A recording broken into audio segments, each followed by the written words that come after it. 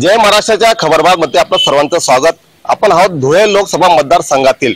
या ठिकाणी प्रमुख मध्ये भाजप विरुद्ध काँग्रेस अशी सरळ लढत होत आहे। आपण पहिले सत्ताधाऱ्यांकडे जाऊया। सत्ताधाऱ्यांकडून खासदार सुभाष भामरे यांचं या ठिकाणी उमेदवारी जाहीर केलेली आणि त्यांचा आता प्रचार देखील जोराने सुरू झालेला आहे।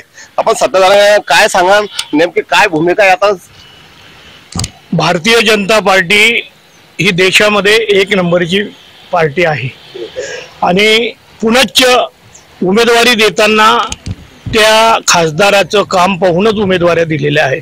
अशा अनेक लोकांचे तिकीट ना करते लोकांचे तिकीट कापल्या गेलेले आहेत। आजपर्यंत काँग्रेसच्या राजवटीमध्ये सोनगीरच्या बाजूला असलेला जामफळ तलाव, या तलावाचा आराखडा काँग्रेसने 40 वर्षापूर्वी तयार केलेला होता।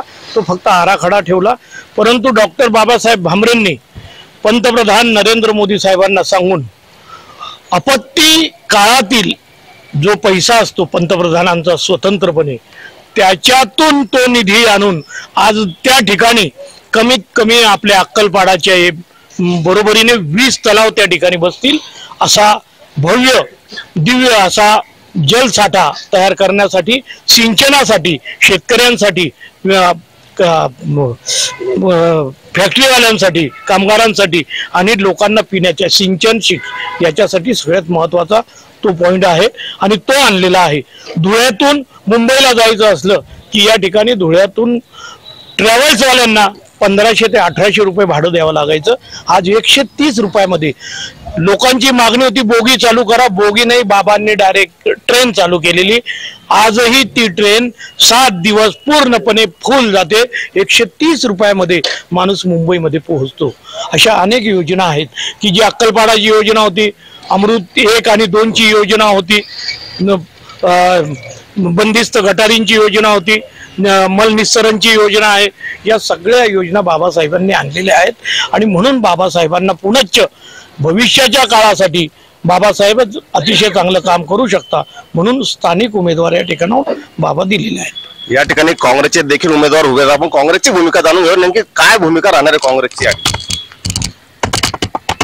हमारे उम्मीदवार स्वच्छ आमदार यानी डॉक्टर है और वो नासिक का यानी मेट्रो सिटी का यानी महापौर होने के बाद में 3 बार वो यानी मंत्री बनी, आमदार बनी, अच्छे अनुभवी है और उसको उम्मीदवारी दिए 100% वो आएगी यानी निवड़ के।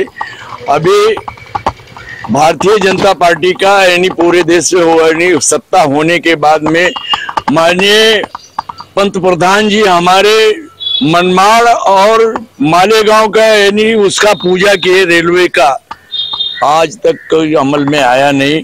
टेक्सटाइल पार्क यानी नरडाना आया, वो भी अमरावती चले गया। सत्ता होने के बाद में खासदार हमारा यानी भारतीय जनता पार्टी का सक्षम खासदार बोले, यानी ये लोग बोलते, हम भी बोलते सक्षम खासदार, ताकतवर खासदार। टेक्सटाइल पार्क यानी जो मजदूरों का आज यानी ये बायकाट डिलाला होने बाद में यानी अमरावती चले गया। सत्ता होने के बाद में पंतप्रधान यानी पूजा करके गए यानी मालेगांव, आपके मनमाड़ इंदौर रेलवे अभी तक का यानी 10 साल में यानी रेलवे चल जाना चाहिए। बैजनाथ पार्ली का यानी चालू हो गया, तुम्हारा यानी उधर का नादेड़ और यवतमाल का तैयार हो गया। हमारा यानी रेलवे का क्या यानी पूजा करके यानी पंतप्रधान और वो अभी तक का टेक्सटाइल यानी रोजी रोजगार का इतनी बड़ी MIDC सब होने के बाद हमारा यानी डॉक्टर क्या यानी खासदार यानी होने के बाद और यानी पढ़ा लिखा यानी एकदम ताकतवर आने की सारा योजना इधर उधर चले गया। फिर भी बोलते कि हम ये लाया वो लाया। क्या लाया तुमने? अगर अक्कलपाड़ा ठीक है, वो पढ़ा था, आज यानी वो योजना में आए, तुम्हारा सत्ता आया लेकिन तो यानी बना लिए। लेकिन शहर का दशा तो देख लो, खड्डा अभी तक का यानी वैसी पड़ा है। 100 करोड़ यानी मान्य यानी मुख्यमंत्री फडणवीस साथ देके गए, पता ही नहीं चल रहा वो कौन से गली में गया, कौन से खोदले में गया। अभी तक का खड्डा यानी शहर में बाकी है। फिर भी ये वो ढोल बजा रहे हमने ये लाया। और क्या लाए भाई बताओ तो? पेट की मजदूरी लाए गरीबों के लिए? गेल्या 10 वर्षामध्ये डॉक्टर सुभाष भामरे यांच्या कडे ज्या आशेने या धुळे लोकसभा मतदारसंघातील जनतेने पाहिलं होतं त्यांचा पूर्णपणे या ठिकाणी ब्रह्मनिरास डॉक्टर भामरेंनी केला आहे। गेल्या 10 वर्षामध्ये जनता पक्षाला या धुळे शहरामध्ये गेल्या 5 वर्ष महानगरपालिकेची सत्ता असताना सुद्धा यांना एकही नाव घेता येणार जोगं काम या ठिकाणी करता आलेलं नाही। हजारो कोटींचा निधी त्या ठिकाणी विकास कामांसाठी आणला गेला, याच्याकरता आम्ही त्यांचं अभिनंदन करतो। पण हा हजारो कोटीचा निधी यांनी टक्केवारी खाण्याकरता या ठिकाणी आणला, कारण की 2500 कोटी रुपयाची जी सुलवाडे जामफळ योजना हे या ठिकाणी सांगतायत। माझं भाजपाच्या मित्रांना विनंती आहे की जी जामफळ आणि सुलवाडे उपसा जल सिंचन योजना आहे ती योजना मुळातच लिफ्टिंग त्या ठिकाणी पाणी आणायचं आहे आणि त्या लिफ्टिंग करता जो हजारो कोटींचा लाईट बिलाचा खर्च येणार आहे तो खर्च महाराष्ट्र शासनाला परवडणारा तरी आहे का? ज्या वेळेला आमचे मित्र या ठिकाणी सांगतात की अक्कलपाड्यासारखे 10 तलाव, अक्कलपाडा हा मध्यम प्रकल्प आहे, अक्कलपाड्यामध्ये जवळपास 32,000 दशलक्ष घनफूट मीटर साठा या ठिकाणी साठवला जातो। आज 50 किलोमीटरच्या वरून सुलवाड्यामध्ये जामफळमध्ये ते पाणी लिफ्टिंग उचललं जाणार आहे आणि तिथून 50 किलोमीटर त्या पाण्याचं डिस्ट्रीब्युशन होत असताना त्या गोष्टीला मोठे मोठे जे पंप लागणार आहे आणि त्याचा लाईट बिलाचा खर्च त्या योजनेमध्ये त्या ठिकाणी समाविष्टच करण्यात आलेला नाही, हे आमचे मित्र पक्षाचे लोक सांगतच नाहीये। गेल्या 5 वर्षामध्ये धुळे महानगरपालिकेमध्ये विकास कामांमध्ये प्रचंड भ्रष्टाचार झाला। त्या भ्रष्टाचाराच्या संदर्भामध्ये डॉक्टर भामरेंनी कधी तोंड उघडलं नाही। कांद्याचा प्रश्न असेल, कपाशीचा प्रश्न असेल, सोयाबीनचा भाववाढीचा प्रश्न असेल, शेतकऱ्यांच्या प्रश्नाच्या बाजूने खासदार डॉक्टर संसदेमध्ये कधीच काही बोलले नाही। सर्वात महत्वाची गोष्ट म्हणजे डॉक्टर भामरेंनी मोदींची जी महत्वाकांक्षा योजना होती स्मार्ट सिटीची, त्याच्यामध्ये काही गावं या मतदारसंघामधली दत्तक घेतली। आपल्या जवळचं गोंदूर गाव दत्तक घेतलं। 5 वर्षामध्ये खासदार या गोंदूर गावाकडे कधी गेलेच नाही।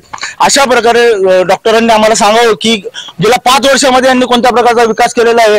एक जरी विकासाचं काम यांनी त्या ठिकाणी दाखवलं तर या ठिकाणी शिवसेना उद्धव बाळासाहेब ठाकरे गटाचे पक्षाचे कार्यकर्ते उद्यापासून डायरेक्टली त्यांचा प्रचार या ठिकाणी सुरू करतील।